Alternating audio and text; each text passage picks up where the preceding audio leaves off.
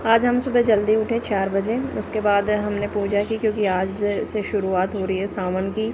सावन का पहला दिन है, तो आगे आपको इस वीडियो में आपको पता। हे एवरीवन, स्वागत है आपका लाइव विद रितु शर्मा में। तो डियर, आज के दिन की शुरुआत हुई हमारी 4:18 पे। फिर हमने मंदिर की लाइट ऑन किया एंड पहुँच गए अपने किचन में सबसे पहले हमने अपने लिए पानी गर्म किया।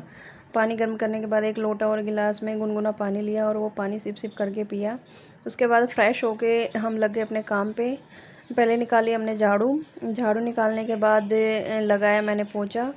और पोंछा लगाने के बाद झाड़ू पोंछा अगर सुबह हो जाता है ना, तो पूरा दिन फ्री रहो, क्योंकि बच्चे उठने के बाद तो फिर नहीं हो पाता है। और फिर बच्चों को स्कूल भी जाना था, तो इसलिए मेरे को जल्दी उठना पड़ा, क्योंकि हर रोज़ मैं लेट हो जाती हूँ। फिर मेरा काम नहीं होता है, पूरे दिन ऐसे ही आलस में चला जाता है। इसलिए मैंने आज से डिसाइड किया कि अभी सावन भी स्टार्ट हो गया है, मेरे को पूजा भी करनी है, तो मैं जल्दी उठा करूँगी। तो ऐसे ही शायद आगे रूटीन भी बन जाए मेरा।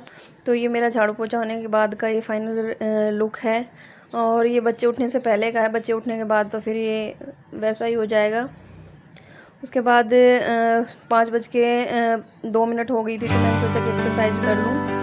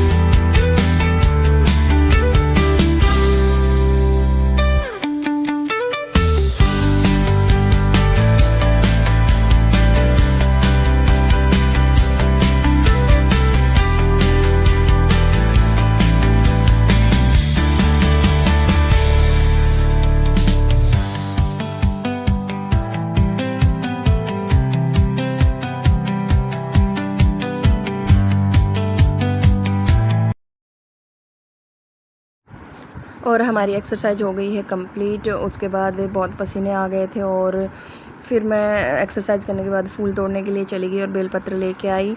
बेलपत्र लाने के बाद 5:39 हुई थी, तो फिर मैं नहाने लगी। नहा धो के फिर मैंने पूजा के लिए थाली तैयार की और घर में ही मैंने शिवलिंग रख रखा है, तो वहीं पे मैं पूजा करती हूँ। तो बाहर जाके मैंने जो है शिवलिंग की पूजा की। पहले एक लोटा लिया, लोटे में जल डाल के फिर मैंने उसमें गंगा जल मिला लिया था। उसके बाद शिवलिंग को स्नान करवाया, पहले फिर दूध दही से स्नान करवाया, उसके बाद फिर गंगा जल से स्नान करवाया और फिर मैंने चंदन का तिलक किया शिवलिंग पे। उसके बाद मैं जाप करती रही ओम नमः शिवाय का और फिर मैंने दिया जलाया और अगरबत्ती जलाई, धूप बत्ती। उसके बाद मैंने आरती की और फिर जो मैं फूल और जो बेलपत्र लेके आई थी वो मैंने चढ़ाए और चीनी और चावल का भोग लगाया।